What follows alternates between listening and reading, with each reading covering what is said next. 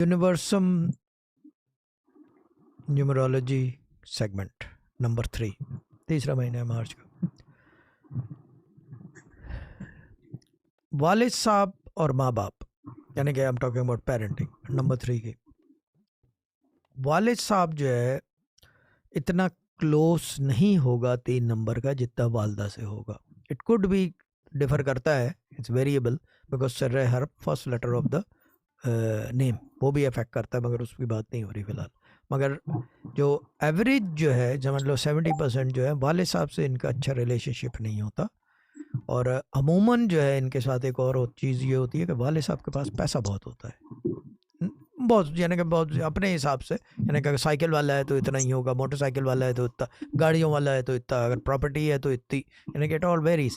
But ये चीज़ है, ये इस तरह की चीज़ होगी।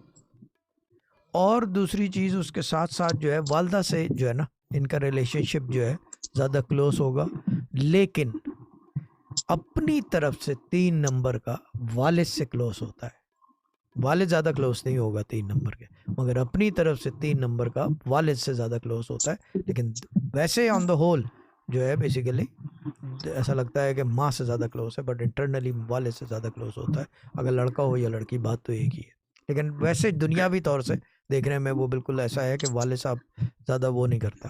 बट ये कि क्या कहते हैं, एक्सपेक्टेशंस जो है ना ये 3 नंबर से ही होती हैं बोथ पेरेंट्स को, क्योंकि इसके फाइनेंशियली बहुत स्ट्रांग हो जाता है। He can make money, he can do. और इसी के अंदर यूनिवर्सल न्यूमरोलॉजी सेगमेंट में मैं एक और बात बता दूं, अगर आप 3 नंबर का नाम रख रहे हैं तो इसके अंदर एक दिक्कत आएगी, एजुकेशन वाइज जो है ना ज़्यादा पढ़ा लिखने शार्प नहीं होता education wise. Number wise is very good, figures wise is very good, money wise is very good. तो ओनली प्रॉब्लम इज़ के एजुकेशन वाइज जो है ना इतना शार्प नहीं होता, पढ़ा लिखा नहीं जाता। Is more into business, more into creativity, how to make money. That's what he does. He can create things. He's good idea. He has good ideas, and the other thing is, they are very, very. They do things out of the box for money.